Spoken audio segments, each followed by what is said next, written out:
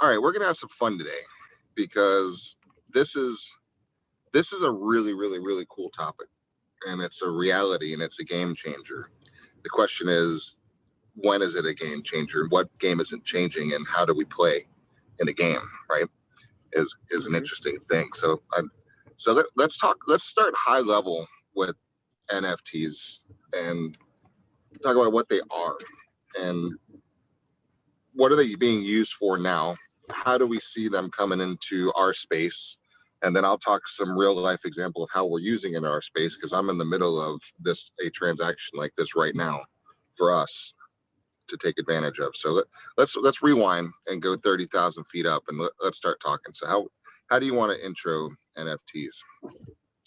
Yeah, I mean, listen, I think the most basic explanation of an NFT for those that are still trying to wrap your head around it is that if you've ever bought anything in a video game or online, like a game you've been playing on your iPad, and you buy coins or you buy anything that's not real, right, but has monetary value that you've paid for, you've essentially bought an NFT.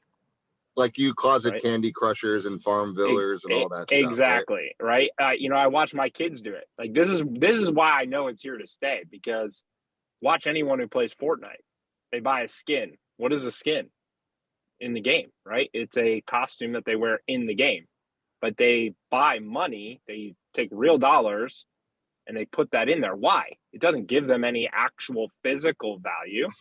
But what does it do? Well, it gives them experience in a different environment playing the game. So it has value to them that they're willing to pay real money for to hold these skins. And then guess what? There's some that are more rare than others, which make them more expensive. Right? Interesting. So supply and demand still holds true, but that act is essentially an NFT. Now we take NFT and we back that in the crypto world on blockchain, which now provides 100% ownership instantaneously, and then allows me to do fun things like saying, hey, I'm going to set a royalty on my NFT that says now anytime this NFT is transferred or sold in the future, I'm getting 1% of. And now we start getting really interesting. So the natural progression when NFTs first came out was art, right? That was super logical place for them to start, art and music, because these were two places that had creative outlets that weren't just in the physical world, right? A song isn't in a physical world out now anymore, right? No more CDs. Well, they still have CDs, but not the common place for them, right? Streaming was there. So now you take that streaming rights, though, turn that album cover that would have been like hard copy, take a graphic of that becomes the NFT. And now with that graphic, right, the ownership rights, that comes these songs and maybe exclusive access to concerts, VIP lists, things like that now are the intangibles that can go along with that asset. So it just opened up the world. And then obviously there was natural progression. You're muted. And maybe even profit from that song if they wanted to. 100%. Well, and profit, it took away the middleman, right? Because now, like, you're already seeing it. The music labels are like sitting back going, wait a minute. If Jeff can make a song and go right to TikTok and sell the rights to that song and make an NFT about it, and sell the rights to that NFT that now gives him a royalty deal forever on that piece of music, what does he need me for? Right? And so that middleman gets squeezed. And I'm sure you've heard that time and time again. You never want to be stuck in the middle because the middleman always gets squeezed. Well, let's start to translate that into the real estate world. So the real estate world, it's coming. There are articles like the one that I'm sure many of you have seen that would suggest it's already here.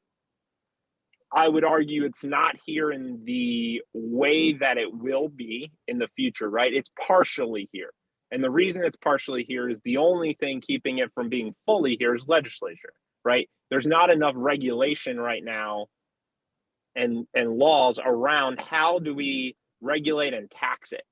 Because right now you have a situation where I could sell anything, right? I could create a piece of art, have that turned into an NFT, and say, hey, I'm selling this piece of art for $675,000. It just happens to come with that condo as well.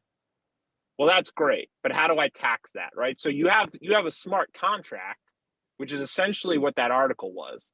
They use a smart contract that said, hey, I'm getting a royalty on the back end of this, right? Which takes components of the NFT, which is why they're calling it that.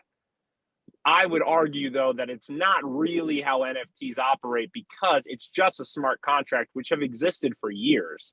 Smart contracts have been around and used heavily in other countries for real estate purposes for years.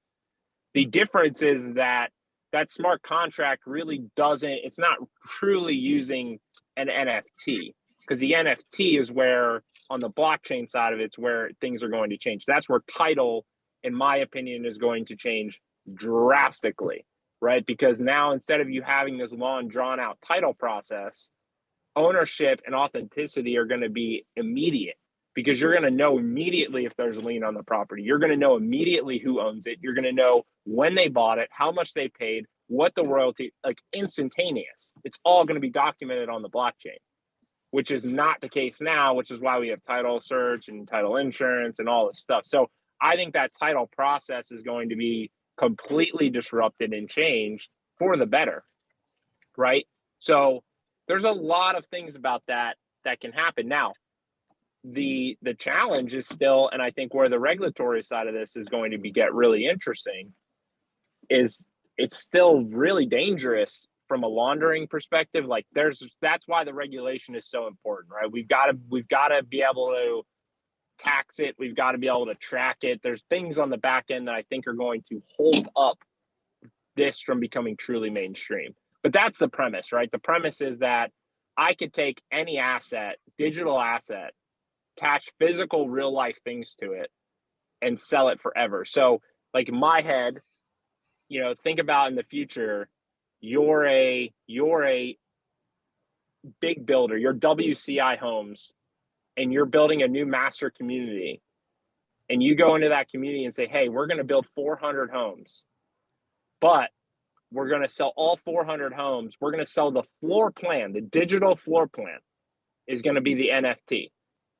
And when you buy that floor plan as an NFT, you're also getting the physical home, and you're getting all of that with it. Now, when you do that and you're one of the first 400 people that buy in this home, we're going to have a royalty set of 1%. So anytime any of our floor plans are sold in the future, we're collecting 1% off. Imagine me in that business model.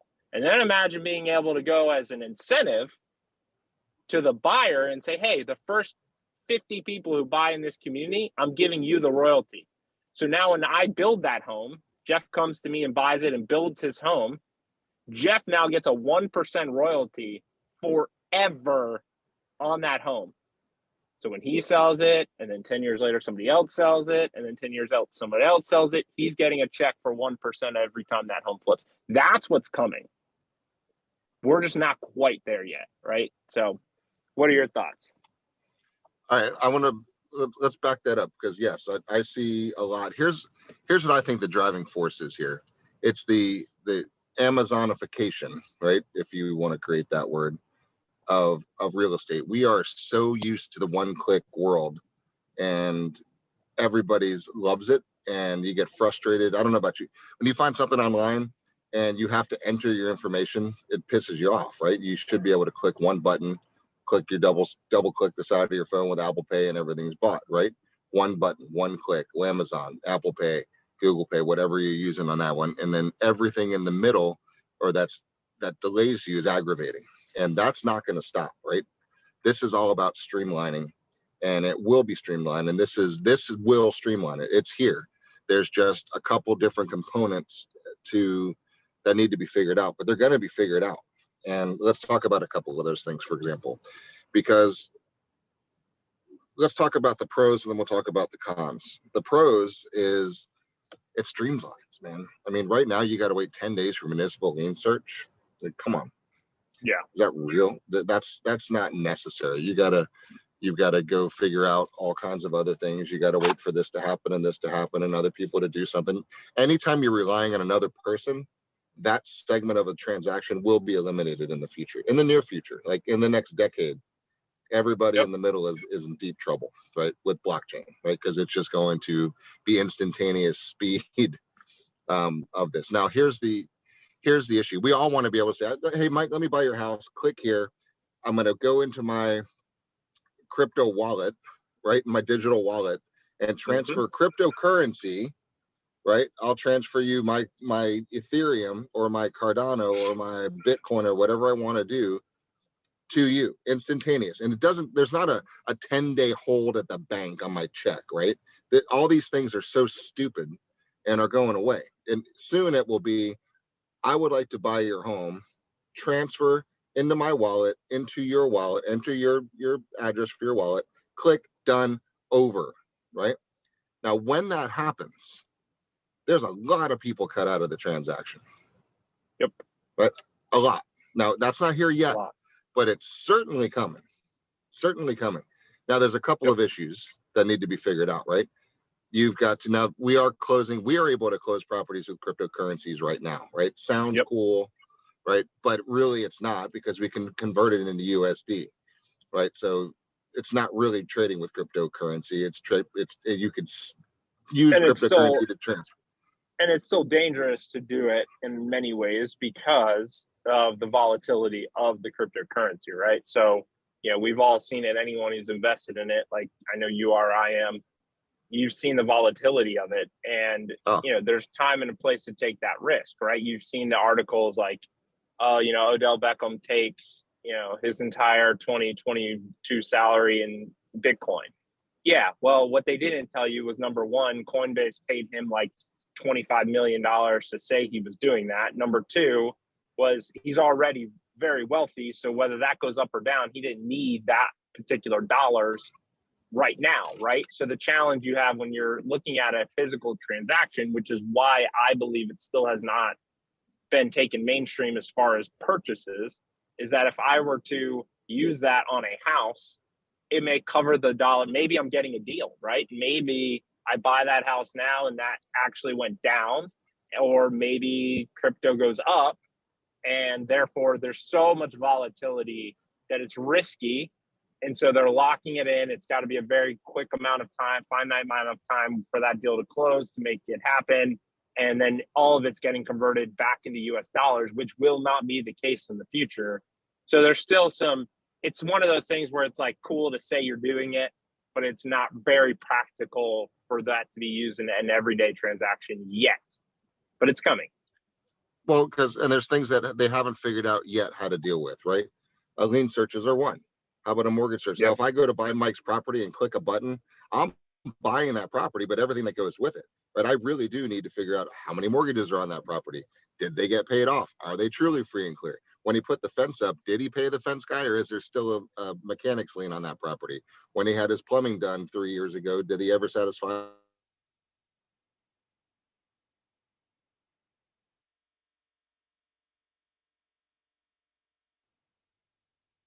Cool things about crypto is it is anonymous with your digital wallets. So, but what if it's a leader from North Korea buying your home?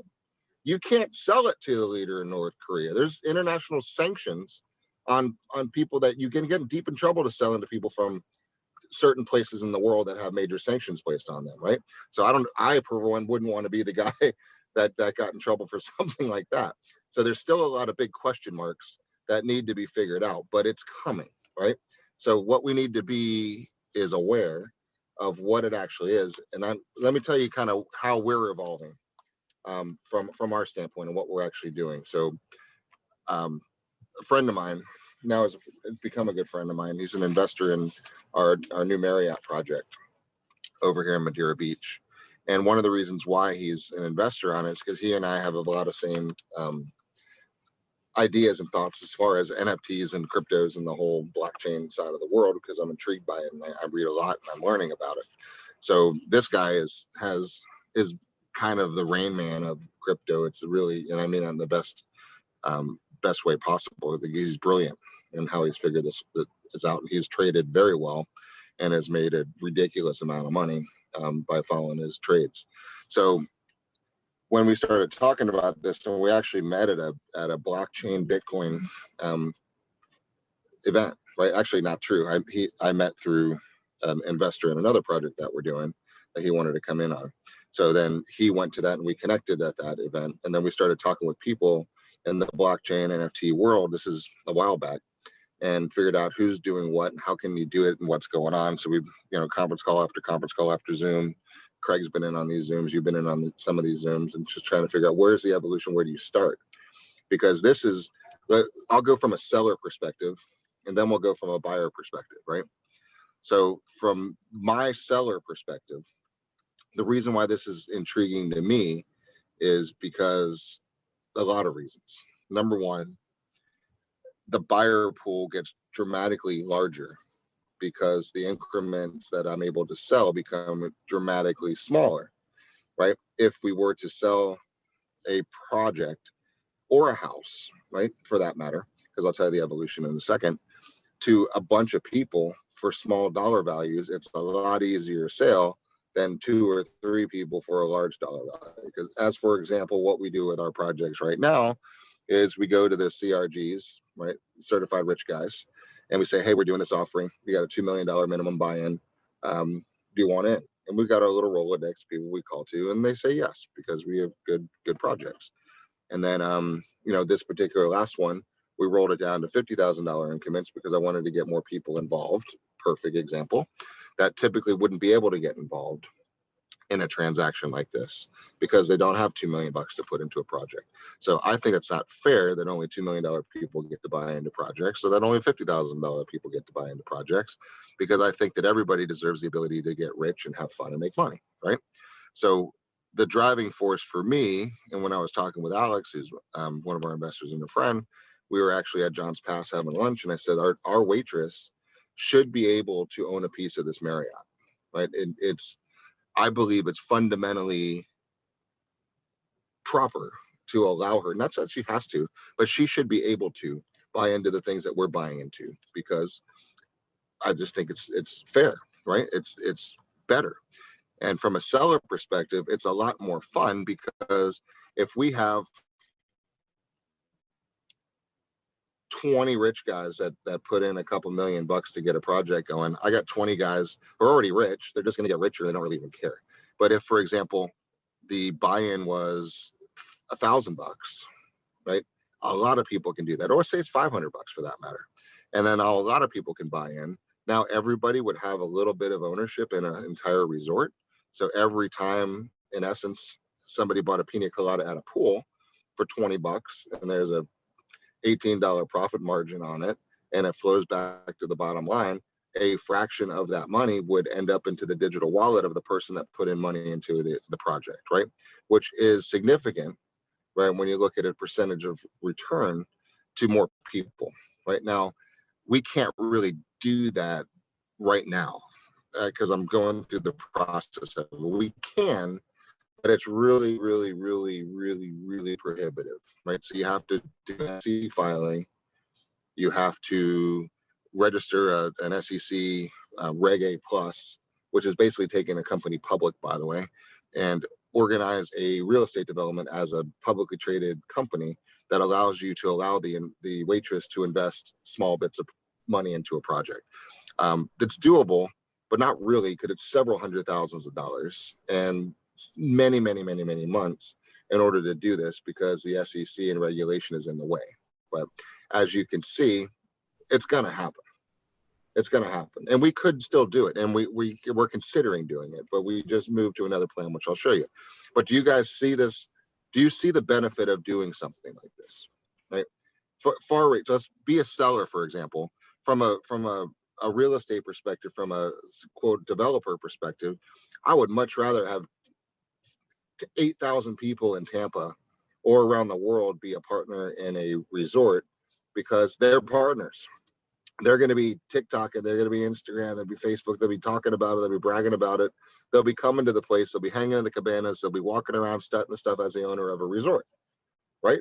I mean, the exponential growth and media attention, whether it's social or traditional, is enormous, right, for something like that one. So I like that. And I know that we put people into good projects that will make money. So they'll make money and they'll want to keep coming, and then their friends will come in, and then their friends will come in. And before you know it, you have a huge investor base, right? So that, excuse me, that's my vision from a seller perspective on this one. So how does that change the game Big time. from your perspective, Mike? It opens up it opens up everything, right? So in the same way that Bitcoin and cryptocurrency, what was the biggest fundamental change that happened because of it so far? Investing. It allowed people who maybe didn't have the ability to buy shares of Apple or Google or any of the big stocks, right? Because I can't go and say, you know what, I'm going to buy a quarter of a share of Apple. Nope, can't happen, right? So if I have $100 to invest, I'm not buying Apple. But if I have, well, you could. Well, you could put $100 in your TD Ameritrade account, but yeah, you could, but you're not getting the same. You're not getting the same level of investment or potential return. You're Where not I getting could the take potential upside. Yeah, I could take $100, throw that in Bitcoin, and see what happens, right? And so it legitimately made investing and rate of return on those investments at low dollars very, very possible. And so that is exactly what tokenization is going to do to the real estate world and from a real estate investment perspective, because what it's going to allow all of us to do is, whether you have $500 or $1 million, it's going to give you the ability to buy tokens that are attached to physical real estate assets and profit from them. And that has never, ever been done in a way that is possible. And here's the most important part of this, because this comes up a lot when we talk to people about this. Well, can I do that with a REIT? Can I do that with doing a shared asset and going in and buying, fractionalization of real estate? Yeah, it's similar, but here's the difference. Imagine trying to liquefy out of any of those deals. Right? You're not liquid at all, because now if I want to sell out of that REIT, if I want to get out, or if I want to get out of my fractional ownership of a real estate asset, it's really hard in most cases to be able to do that. This is different, because if I own a token in, let's just say, the project that Jeff was mentioning, if I own a token of that and I say, you know what, things are changing for me, I want to sell my token, I want out. Guess what I do? I list my token. I can sell my token on any of the major crypto chains, right? And now there's real estate based distribution outlets as well. So I could go on there to any of those and say, you know what? I'm going to sell mine to anyone on the planet, basically, who owns enough crypto to buy whatever that share that I'm selling. So my market is huge, and I can instantaneously liquidate it versus having to go through a sale process or approval process or anything else. So from a investment perspective, I'm way more liquid, I'm more fluid, I can invest in stuff, it lowers the dollar amount. So from an investment or buyer standpoint, it gives you a lot of flexibility that you otherwise would not have had. And so, yes, are we missing some SEC regulation that's there currently that I don't think will be there in the future? Yep. Do I think we're missing some legislature on the real estate side of it to figure out how we tax and who the buyer is and all? Yep. But understand this, in the same way that when I open my crypto wallet in Coinbase, it knows exactly how much of everything I own. It knows who I am. It knows, because you have to verify. This is the thing. It's not like it's completely anonymous, because if you're going through any of the major chains, like the verification process through Coinbase is extensive. And you have to keep renewing it. Like, I get notifications every month or so. Hey, we need you to verify this piece of information. We need you to verify your address. We need you to so they know who you are. The ability is, and that's what is essentially interesting about the future of this, is at the core level, you're not buying it anonymously, right? There, on the back end of things, it would be possible for both ends of the transaction to know who it is, but none of that information ever be publicly released because of how it's being transacted on the blockchain. So there's a lot still to come, but I think from an investment perspective, from taking real estate ownership and making it legitimately possible for any budget is super intriguing and something that we should all be paying attention to, because that is it's here, but it's very, very close to being mainstream. It is, and it's definitely coming. Like there's platforms, realty.co, Craig typed in, that actually they're taking digital shares. You could buy a little piece of a property right now. Only if you're an accredited investor, meaning you have $1 million of net worth, you have to verify, or you're not a U.S. citizen, right? So if you're those two things, you could buy a share of a house in Detroit if you want to, which to me sounds silly, right? But it's not if you are in wherever in the world and would like to actually own something of value, not in your country and maybe in our country. Right. So that platform is doing very well. And then the property is another one. And so they're coming, but they're only for accredited investors right now. And they haven't figured that out because nobody wants to go through the regulatory hurdle. So what we're doing is the Marriott Hotel is $100 million project, right? And there's a lot of learning curves and a lot of things to screw up. So we're not doing it on that project because that project will do extremely well traditionally and it'll be sold out very soon and you guys are going to sell them. But what we are going to do is we've got 4 homes on Pelican Lane and we're taking one of those and we're going to do that on that one because it's a $2-3 million project. And so what we're going to do is we're going to put together a few people. I think we already know who they are that are going to be, but we're going to do the regulations as if it were on the Marriott on this home so we can do the learning curve. And we'll sell tokens. We'll sell pieces. Basically, it's not that complicated. You form an LLC and you transfer the shares of the LLC through an NFT, right? That's all it is. So it's not anything mystical. And then that will entitle those owners to a percentage of that property, right, going forward, which will have cash flow, which would be a good investment, which could be a model that we can build from, because I'm all in on vacation rental properties because I think they're the most insulated investment you can ever have. And the beach is the last to go down and first to come back. Any beach in a populated great area. So that's what we're gonna plan our model there and do the same thing, but just on a smaller scale. But then it's going to be interesting. So we're going to do it, and we're going to do it through financing too. So we're going to show how the whole thing works. That will raise enough money for the down payment on the property and watch the rest of it carry itself forward and spit off a cash flow that will then be shared by the people who buy in up front, right? So that's how we're doing the same thing, just on a smaller scale on one of them.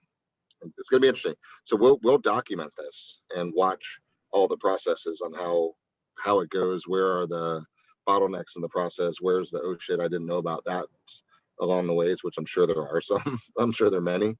And then we'll figure it out. And then we're going to have to go through the aggravation. We're not going to do a Reg A plus filing because I'm not going to spend a few $100,000 for one house, right? But we'll do a Reg D, which means accredited investors only, which defeats kind of the purpose, but at least walks through the process of it. And then we'll figure out how to transfer the NFTs and properly, and we'll walk through the whole thing. And in the process, we're going to white label our own process and our own trading platform. So when we do these in the future, we'll have it all in-house. Right? So that's what your brokerage is up to right now, to make sure that we are ahead of the curve that's right, baby leaps. That's right, is figuring out how this works, because it's far-reaching, guys. And let's talk about the far-reaching aspect of this one, because let's talk about the ugly parts, right? The ugly parts for us as agents, we need to start paying attention to in a second. If I were to sell, let's take Marriott, for example. If I were to sell those, traditionally, we sell units pre-construction to raise the money, right? And by selling pre-construction properties, what happens? Who makes a lot of money in the process? Agents, because we're selling real estate. Now, what happens when people don't sell real estate anymore? They're selling an NFT, right? Which is a share of a company backed by an NFT, right? Is that real estate? No. Right? How do we protect ourselves in this upcoming world, because it's not. I mean, look, you mentioned it, selling a piece of art that comes with a house. Are you licensed to get a commission on art? Do they have to pay a commission on art? I don't know. So there's a lot of weird things that are going to have to go through the process, and our listing agreement is going to have to adapt, right? And transfer by any possible means, electronic, right? We're going to talk about that and figure things like that out. And what if that happens? What if could you see some firm saying, we will not charge you one thing ever, but in the smart contract, we get 1% in perpetuity that goes to our corporation, right? Yep. I mean, there's a lot of things that are going to come about in this business that are different than what it is today. And it will end up a one button push to transfer real estate once all these things are figured out. Once they figure out how to do the title lien searches, someone's going to figure it out. Someone's going to figure out how to do an update. Someone's going to figure out how to upload the titles. Someone's going to figure out how to do the surveys. Someone's going to figure out the easement searches. It's not rocket science, guys, right? Literally, there's people putting shit up in space, right? So to figure out how to speed up a municipal lien search from a county isn't going to be tough. And then how do you record it? Does the county get cut out? Does the county lose the doc stamps? Does the state lose out on the recording fees? Right? There's a million questions to be answered, but if it's a middleman fee, it's going to get cut out. That's the whole premise of blockchain, right? In essence. Yeah, it's to streamline a transaction and make it as close to a one-on-one transaction as humanly possible, right? Without the risk, because the risk has always been, the middlemen have been there to mitigate the risk involved in the transaction, right? So I'm going to buy something from Jeff. I don't know who Jeff is. Maybe he has the money. Maybe he doesn't. What about the property? Maybe that's good. Maybe it's not good. So I don't know, and I don't have the ability to find out. So what do? I have all these people in the middle that it's their job to ensure that Jeff is who he says he is, that he's got what he says he's got, that everything's clear to go, right? But I don't need that anymore if everything that Jeff has is verified on a blockchain and verifiable via his crypto wallet. And so now my quote unquote proof of funds or financing contingency isn't that, it's, hey, send me your crypto wallet, and so I can verify it on the blockchain, and blockchain verification shows that Jeff, yes, owns the house, he owns it free and clear, this is it, this is the deal. He can verify that I have the funds sitting in my crypto wallet and that I am who I say I am, and boom, I say, great, here's the money, boom, it transfers, done. Aren't we doing this right now in a little bit with Venmo and Zelle? We are. That's the thing. Like, guys, this shouldn't really shock us, because just like everything, it's baby steps, right? Someone said it earlier, baby leaps. Yes. Baby leaps. That's what they're doing. That's what we have been doing as a society with everything. It's taking those little steps. Like, can we change consumer behavior? Yes, you can over time. Amazon has proven that, right? Amazon changed our mentality completely. Think about any time that they can't deliver you something next day or within 2 days. You're pissed, right? That wasn't the case 10 years ago. So we evolve, everything changes. How many of you don't even step foot in a grocery store anymore? That wasn't the case 10 years ago. It was barely the case 5 years ago. But now, my wife was the first one, was like, oh, that's for lazy people 5 years ago. Guess who doesn't go into the grocery store anymore, right? Because it's too easy to have pickup or delivery. And so it's these small little baby steps. And crypto is the same way, in the way that we can instantly transfer dollars back and forth with Zelle or PayPal or Cash App or any of your favorites, right? It's the same concept. And so then they introduce, we have cryptocurrency, and okay, let's get used to this digital currency. And then now we've got NFTs. Now, don't get me wrong. I think we're going to experience an NFT bubble very similar to what we saw with the .com boom, right? Where you saw domain names selling for millions of dollars because it was super important to have that super rememberable and short domain name. I think that's, and then all of a sudden that busted, right? And it realized that that was less important than what we thought. I think you're going to see that happen with NFTs. Right now, there's a lot of value in stuff just because people are trying to play and figure it out.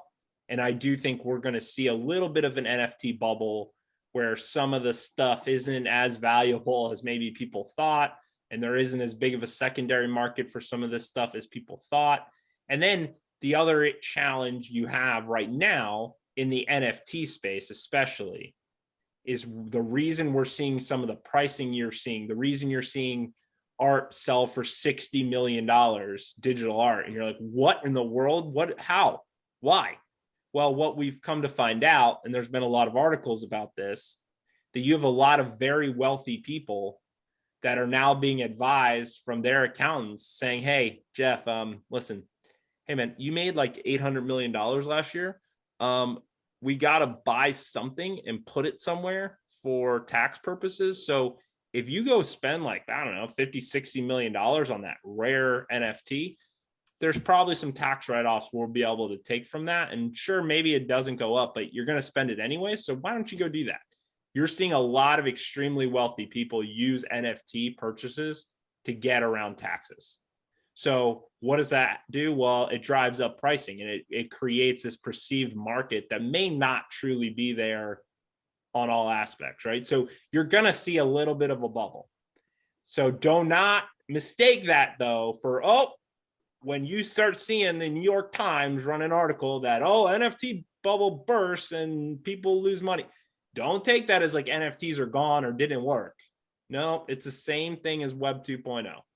It's the same thing we saw before. Speculation is all speculation, right? And that's not what we're talking about. Now, there's some of that right now when you're buying the little Bored Ape NFT cartoons, right? Because they're cool and they're things, but there's scarcity and enough people give that value, so there's value, right? But I think that's all the stuff that's going to get in trouble. You can't just sketch something, create an NFT, and now you're a billionaire.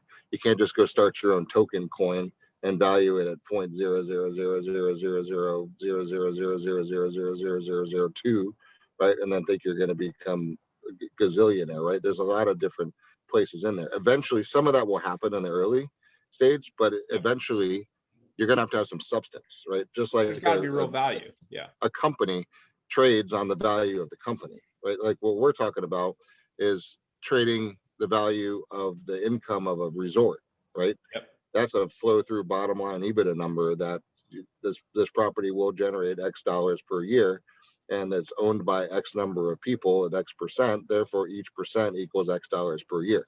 That's a real math equation. Well, those are the type of things that are liquid. Now, there could be some speculation as well, but that's the fundamental value there. But it could be, and it could be physical or it could be tangible assets or intangible assets, right? So imagine this. How many of you, if Jeff came to everyone tomorrow and said, you know what, you can buy into these projects, but only, these are all the cash flowing projects that we have, but I'm only going to allow people who own this NFT to be able to buy into it in the future. So it's a club. So I want you to think about any club, any VIP list, anything that has exclusivity to it right now, that is going to become an NFT. And if you do not own that NFT, you cannot participate. In the same way that you're seeing artists say, you know what, if you own this NFT of my album cover, you're going to get special releases. You can get access to VIP at my concerts. You're going to be invited to, NFT owner only events, right? Those are all things that are intangible assets that create value behind the NFT. And that's really what I think people get confused with NFTs. Very little, the NFTs that's a picture of a monkey that sells for, $1 million. Like what? That stuff, in my opinion, is the borderline stuff that goes away or gets devalued in the future. The stuff that doesn't, though, is the stuff that has real value, meaningful value long term. Like real estate. Real estate is going to be a huge, huge part of that, because the ability to buy real estate, the ability to sell real estate, the ability to have access to certain things, access to me is the most crucial thing. people want access to different things, whether it's access to a person, access to an event, access to a venue, doesn't matter. All of that access is going to be controlled in the future via NFTs. And if you have something that other people want access to, you have something of substantial value that will continue to increase, that will make the NFT extremely valuable. And that is what the key is. So if you have an NFT that is attached to a piece of real estate or a project or something that other people want, you will have something of extreme value in the future. And that's the easiest way I can think of to explain it from a real estate perspective. Well, think about something that holds value, right? Real estate long-term holds its value. Now, we got a couple of these things along the way, just like everything, but it holds its value.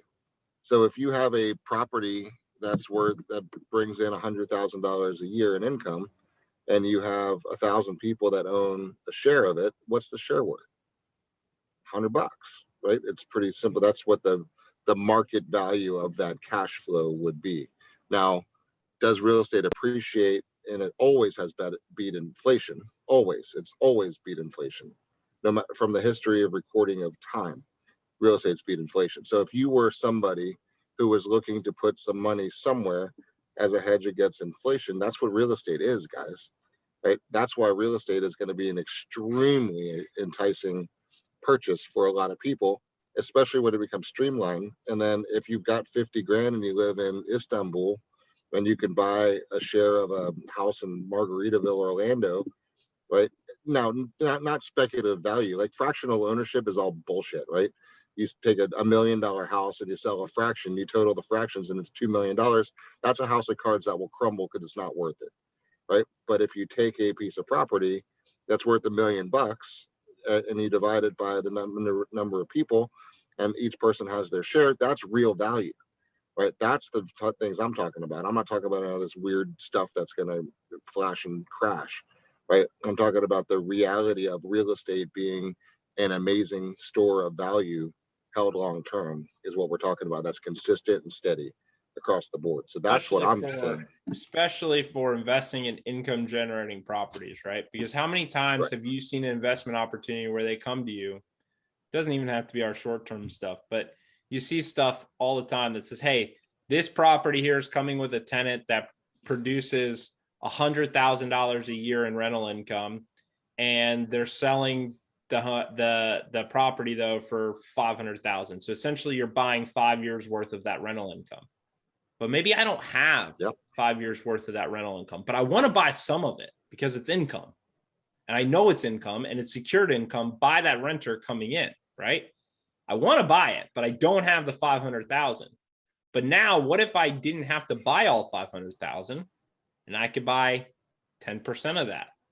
I could buy 20% of that. I could buy 1% of that, right? And now think about if I'm selling that 500,000, I say, well, wait a minute. What if I just I took this income that I know is coming in and I fractionalized this by using an NFT, and I took that and I gave them 10% of the revenue for X number of dollars. And now maybe I sell that to 1 million people, right? So there's this opportunity for me to buy and invest in return in income at a much smaller rate that I can actually afford versus what has been. So again, what is it? It's access. It's giving me access. And when you can give more people access to something, there is value there, right? If tomorrow Apple decided to say, hey, you want this new phone? Awesome. The only people who can buy this new phone, though, for the first 6 months are people who own the Apple NFT. How many of you would buy the Apple NFT? All of you, right? Yep. And so now all of a sudden, that Apple NFT becomes super valuable. And now maybe in the future, I say, you know what? I'm making the daring move to go to Google. I'm going to sell my Apple NFT because I know somebody else, there's only 1,000 of these sold. And I know somebody else is going to want that early access to the new Apple phone. That's how NFTs work. And that's how they're going to work in the real estate world too. Here's also how I think they're going to work too. Craig, you'll like this one. Imagine if a real life example, the Pelican House, for example, we're going to put down 500 grand, the finance about $1.5 million, and the property's going to cash flow. We expect, right? We hope. Yep. And then it'll spit off a return on that one. What if one of the NFTs was simply the capital depreciation associated with that real estate? Yep. Is there a buyer for that $2 million loss this year? 100%. Is there a different buyer that likes the percentage of return Yep. in perpetuity? Yep. Right. That's it. Is there another one that appreciates the use of one of the boat slips behind it? Sure is. Yeah. And so it's different classes of ownership are going to be part of investment properties too, which I'm excited about because those are three totally different markets 100%. for the same asset class. That's the other thing you can very easily do, right? You can tokenize almost every aspect of the project. So, as an example, I know a lot of you will follow Gary Vee. Look what he did, right? He drew a bunch of pictures that mean nothing, right? Literally, I mean, drew them by hand with marker and sold them. And he made like $20 million in 30 days doing it.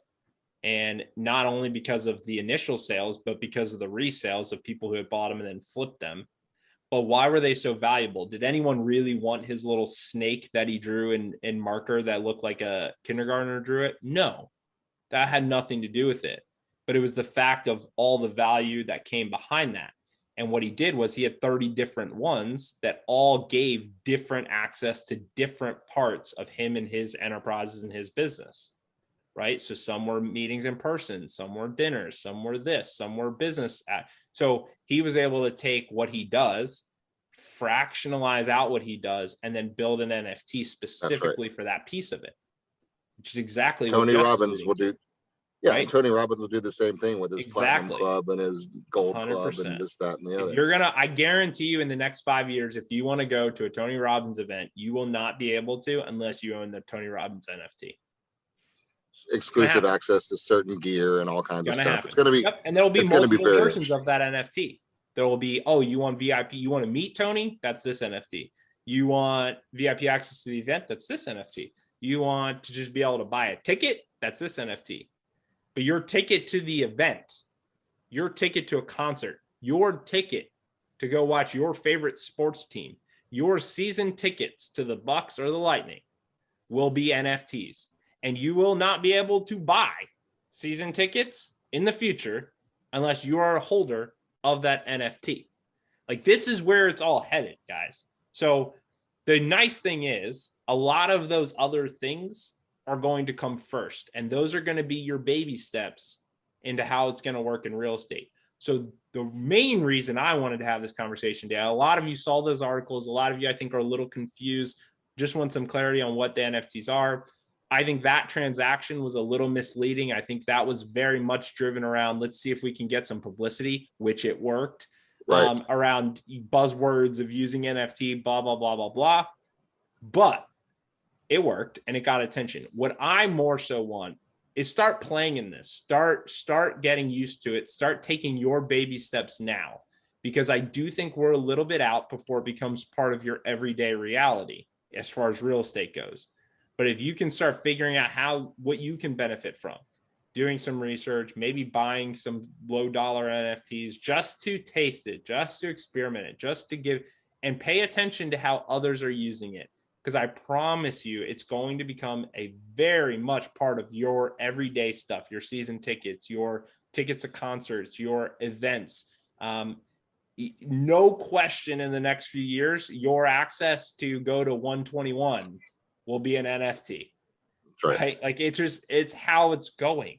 So all of those things, just pay attention to it, because I do think it will help you that in the next few years, when this is a part of your everyday reality, you're going to already kind of have a better understanding of it and be in a better position. And then have some comfort knowing that at the brokerage level, we are very much in this. We are very much paying attention to it. We are tasting it. We're trying it. We're getting creative. So I think that's the key, right? Is just have some faith in us as well, that we are paying attention to this and we are going to help guide you through this the best we can. And we're learning too, right? This is all new to everyone and it's new to our space, but we're figuring it out and we're trying some different things. Also, what does it say from the cryptocurrency market? Because you can't buy NFTs without cryptocurrency purchase, Correct. right? That's the point, right? So those of you who are wondering if cryptocurrency is a fad, boom, bust as well, no, it's not, because it's the only way to transact on blockchain. Are there Now, are there some coins that will disappear? Yes.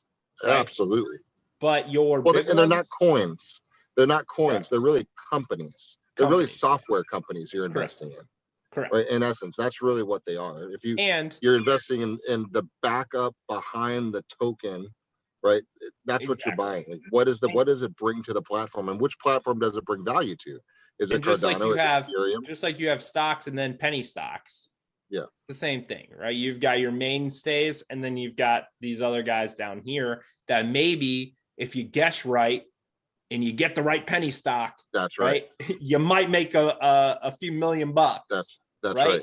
But there's a far greater chance that by heavily investing in those penny stocks, you're probably never going to hit that gold mine, and you're going to end up losing a little bit. That's the same game, right? But that's why also, though, you're going to see it with NFTs that are backed or built on Ethereum, that are built on, I don't think you'll see too many built on Bitcoin, just based on how Bitcoin was designed. But I do think Ethereum is going to be the big one.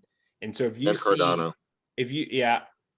see NFTs being built on those platforms, those are going to have significantly more value than those that are built on one of the newer ones. Now, why would they build on one of the other ones? It's cheaper.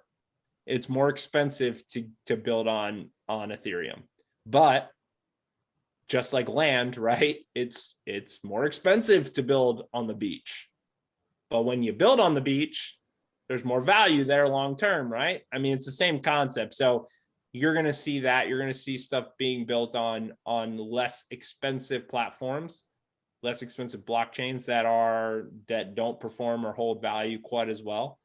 And then you're going to have those that are built on Ethereum, and those are going to be your more stable, more solid, typically NFTs. So you'll see that as well. And right now there's a big concern with, when you're buying things, the tax situations, right? So if you bought Cardano for, like my friend bought a Cardano at 0.02, right? And he bought a lot of it, and huge bet on a roulette wheel that paid off tremendously well, right? But if he were to buy something with that Cardano right now, he gets taxed as soon as he touches it on the gain that he has on that coin, right? So there's a lot of things you need to think about, that when you make money, when you sell it, when you use it, you're converting it. When you convert it, you get taxed on it. And so there's a lot of things people don't think about on this team, which is why it's not going to be adopted fully yet, because we rattled off about 30 things that need to be figured out before it becomes mainstream. However, all 30 of these are going to be figured out, and it will become mainstream. So that's where my point is set up the Google alerts, guys, right? Read the articles, spend some time, turn off the freaking news and the TV.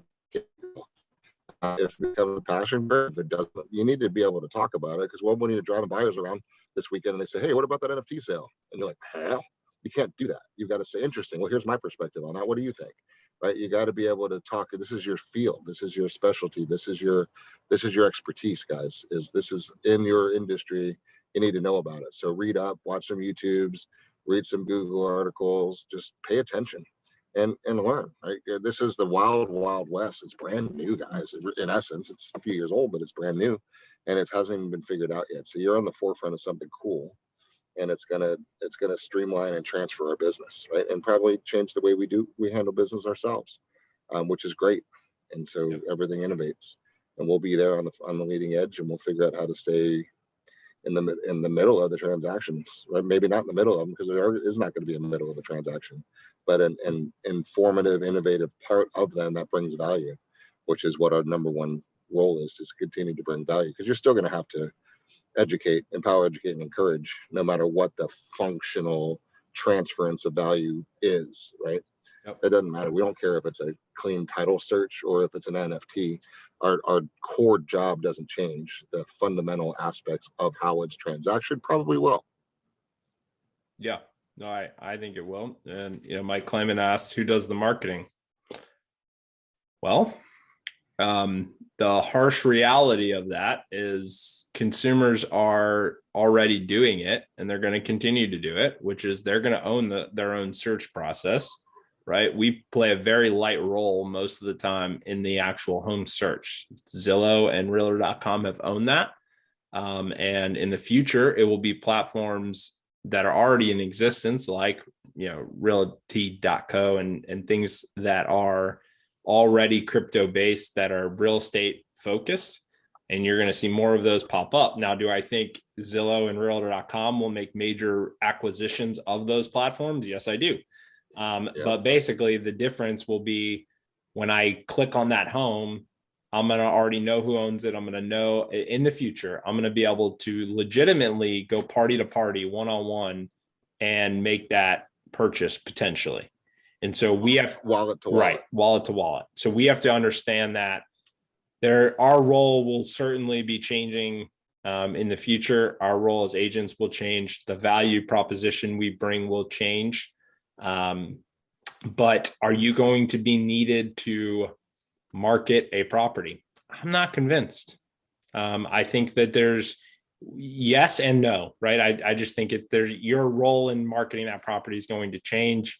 And, we'll see. We'll see how that plays out. I think that's years away. So, that's not like sound the alarms, you're done. But I do think that you need to make yourself as far away from the middle as possible, which is why we've always pushed single agency too. What does single agency do at its core? It removes you from the middle. You're actually on one side. You're actually representing. That's right. And that's the difference, because the value I believe that you will play is Jeff wants to buy this house. And even though it's one-on-one, Jeff's got a life and he's busy, and this real estate component of whatever he wants to buy is a very small portion of his everyday life. And so will Jeff still say, hey, dude, you're the expert in this. You understand these transactions because you're doing them all the time. I want you to represent me in this transaction with John Smith over here. Do I think that will happen? Yes, I do, because Jeff's busy. And I think most people aren't going to want to do that in the same way that right now people could stick a sign in their yard and do it. And do some do that? Yes, but a majority don't, right? So I still think there's a value to play, but I think it's going to be on one side or the other. This whole transaction broker thing is going to go away. That is the middleman. That is somebody who's trying to play on both sides. That person dies. That person is not needed in the future, right? Someone representing Jeff is needed. There's also, let's do a correlation. There's also Robinhood and TD Ameritrade, but there's also your financial advisor at Raymond James. So there's still different players for different players, right? There's still H&R Block, do my online tax filing, and there's still a badass creative CPA that's needed when it's needed, right? So I think the space gets more diverse, is I think what's going to end up happening there. Yep, I do too. But Mike, don't get confused, because he said you can build a better mousetrap, but someone needs to sell it. Yeah, Amazon kind of proved though that can be done through an internet by clicking a button. Okay. And if you think that they're not playing around with selling a house through there, you're out of your mind. Right. They, but that's years where ago, years back, acquired a, but listen, guys, this is headed in that direction. If you guys think that Amazon is not figuring out a way to sell homes through their platform with the click of a button, we're kidding ourselves. It's already being done. They acquired a couple different home builders years ago out in California, and they're doing it. They have homes that can be built off site and shipped to you. They're already testing this. They know that they can. I was talking to your dad actually the other day when I was in Madeira about this. They've got a new home that can literally be taken. It ships in like a 6x6 container and can fold out, and you can connect them. Like, that's already here.